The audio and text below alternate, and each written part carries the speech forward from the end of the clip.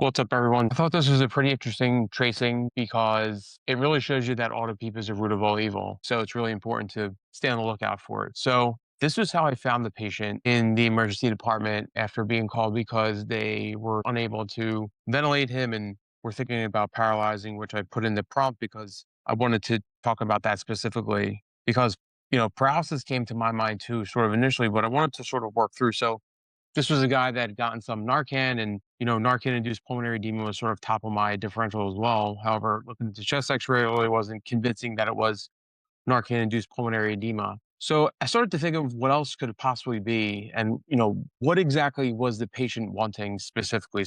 A lot of people pointed out that there was some evidence of lower compliance, which you can see with the sort of dynamic compliance.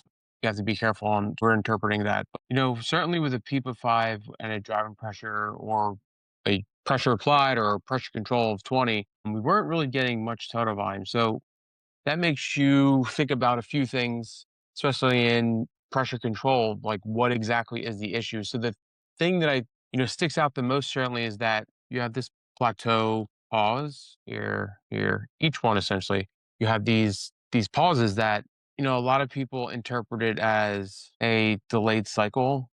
And maybe it was a little unfair on the questions then because while that can mean delayed cycle, I think sometimes it gets overinterpreted because remember, the only thing that this means when there's no more flow, you have some flow and it goes up and then you get some volume and then it goes down and then it stops at this baseline. What this is really telling you is that your airway pressure equals your alveolar pressure. Now I think the question becomes, is the patient, pushing out? Do we see any evidence of sort of a more pressure here where the patient's sort of trying to push out to get the vent to cycle? And I wasn't overly sure of that. I did sort of play with the eye time and made it shorter. It didn't seem to make that much of a difference. So I abandoned ship at that point and then thought about like what else it could be. But because he was certainly really tachypnic and wanted a bigger breath. So the only way to get him a bigger breath in this situation is to go up on the pressure control. So go from, 28 or go from to some number. Because he's so tachypnic, I'm not sure what dropping the eye time would do. So if he was so tachypnic that he was either auto peeping, dropping the eye time, essentially allowing him to breathe faster, I don't know if that would have been sort of the answer to the question. I think what he wanted was a bigger breath. And while not having any more delta pressure here, he's not going to get any bigger of a breath. So the question becomes, what exactly is there to do? So in order to get him a bigger breath, I increase the pressure control. So I was watching his breathing pattern just a little bit more. You notice that this breath in the middle is different than the rest of these breaths. Because what I think is happening is that he's breathing all the way through during this inspiratory time. But on these inspiratory times, I think we have this plateau hold because he stops taking a breath in. Now, I'm not sure if that means that he wants the vent to cycle faster or if he just is running out of energy midway through the breath. So stops creating a delta pressure and then flow stops. So the flow goes to zero and you have this plateau hold. So I'm not sure if changing the inspiratory time would have made that big of a difference. But when he's participating in the breath, he certainly gets a bigger total volume. So what I did was figured I would give him a bigger total volume and then see what happens. Now, this is obviously probably a bit more dangerous in some ways because he's in pressure control and because he's been breathing so long for so fast, you don't know what his plateau pressure is. It's going to be difficult to assess his plateau when he's so active.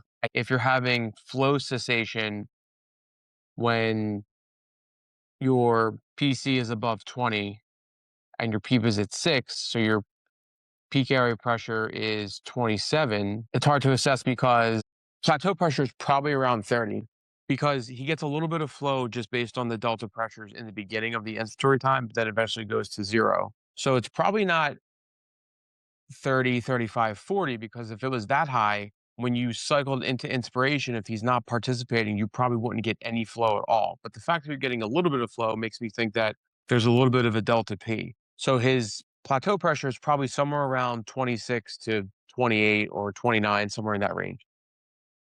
When he participates in breathing, he gets a little bit more flow and gets a bigger volume. So I wondered if I gave him a little bit more support, could he sort of overcome if he had intrinsic PEEP? Now we're breathing closer to TLC, which doesn't make me excited and is a little nerve wracking, but I thought if I could get him to slow down by giving him a bigger volume, then he would sort of unwind himself from this auto peep cycle that slipped him into being tachypnic and maybe agitated, then starting to breathe quicker, then he starts to auto peep, and then he feels a bunch of pressure in his diaphragm, and his diaphragm is out of the mechanical advantage. So then he feels like he can't breathe, then he breathes faster, and then the cycle just continues and continues.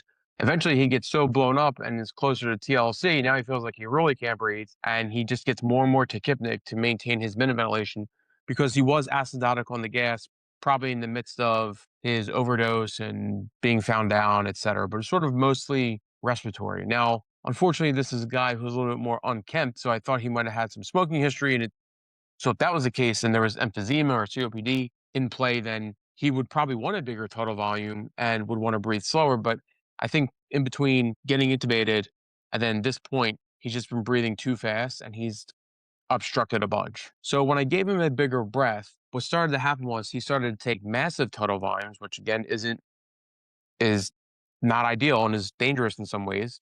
But when he gets these bigger volumes, and you can't see it on these breaths, he starts to slow down much more. So, we went from a rate of 47 or in the 40s down to in the 30s. And then eventually he slowed all the way down. And when he slowed all the way down, just by convention, we switched him back to PRVC. And this was only about an hour later. And what you can see is that his airway pressures are probably more consistent with like an emphysematous type picture, and he still had some auto peep here, so they're not going to be 100% accurate. So you have to interpret them with caution. But when we gave him, quite a large breath, like 580, his plateau pressure was still less than 30.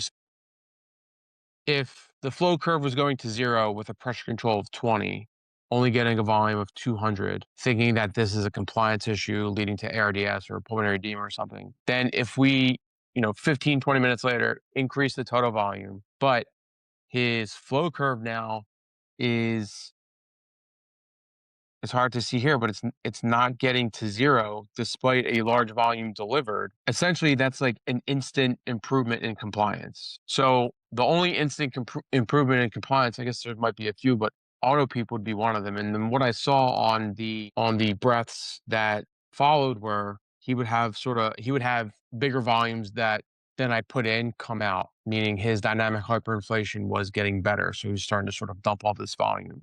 And remember, Autopeep worsens your dead space fraction, so he's breathing faster and faster, getting more and more auto peep. He's not ventilating as effectively. His CO2 goes up, he gets more acidotic, and that just sort of drives the process more. So I think the only thing I wanted to point out with this case was that auto peep can present in a lot of different ways. And one of the ways is worse and worsening or really bad compliance. Because if you have some delta pressure but you think you're starting at some number of peeps, so 6 or 5 or 8 or 10, whatever it is, but there's auto peep on top of it, that delta pressure is smaller. So with a smaller delta pressure, if you're not participating, you're going to get a smaller volume. So that sort of by definition is worsening compliance. From the viewpoint of you thought it was 6, you thought the peep was 5 and the delta pressure was 15. So for a total of 20, you were getting some volume. But now on the subsequent breaths, you're getting maybe half the volume. So from the perspective of your starting peep and your ending airway pressure, you're getting a smaller volume. One of the things you need to think about is auto peep, because auto peep can make your volumes get smaller by decreasing your delta pressure because there's extra pressure left over. Now, it's worsening compliance, not in the sense that something has changed with the lung parenchyma itself. It's just that where your starting and ending pressures are different than what you think they are, because remember, the ventilator can't see auto peep unless you ask it to see auto peep. We can see evidence of auto peep in the waveforms because remember, the ventilator can't see auto peep unless you ask it to see auto peep. We can see evidence of auto peep in the waveforms. So if it doesn't get back to the baseline, if there's ineffective triggering, if there's a difference in area under the curves, if there's sort of a leak, and on the end tidal, if there's no plateau, if it's sort of the shark fin appearance, those can all give you clues that there is auto peep. But number one, you can't tell how much. And number two, to get a real number on how much auto peep there is, you need to do a hold, an extra hold maneuver. Depending on the ventilator you have, you may or may not be able to do that. So a lot of engagement on this case, which was awesome. I loved hearing everyone's thoughts and approaches. Honestly, I probably would have just paralyzed the patient also. And the point in the sort of the RAS score, which he was RAS like -5, basically was uptunded on a bunch of sedations, that giving more sedation in that situation is probably not going to lead to anything different. So adding whatever, ketamine, Versed, Dex, whatever you wanted to add on someone who's on sedation is already very deeply sedated, RAS of -4, -5, adding more sedation to that patient who is still tachypnic or not complying with your vent settings is probably not going to do anything. So that I probably wouldn't have done. In these situations, you probably have to be a little careful with paralysis, because if a lot of the delta pressure is being driven by the patient's effort and you take that effort away, then you're not going to have as big a volume after. You might need to really increase your area pressures to something you're not comfortable with, even though that's probably what they were in the first place, just some pressure from above and some negative pressure from below. But if you completely obliterate the patient's work of breathing, then you're going to have to supply all the pressure from above that you might not be comfortable with. So hope some people had some thoughts about this case, thought it was a cool case, would give me feedback on it, and hope to hear from you. So thanks.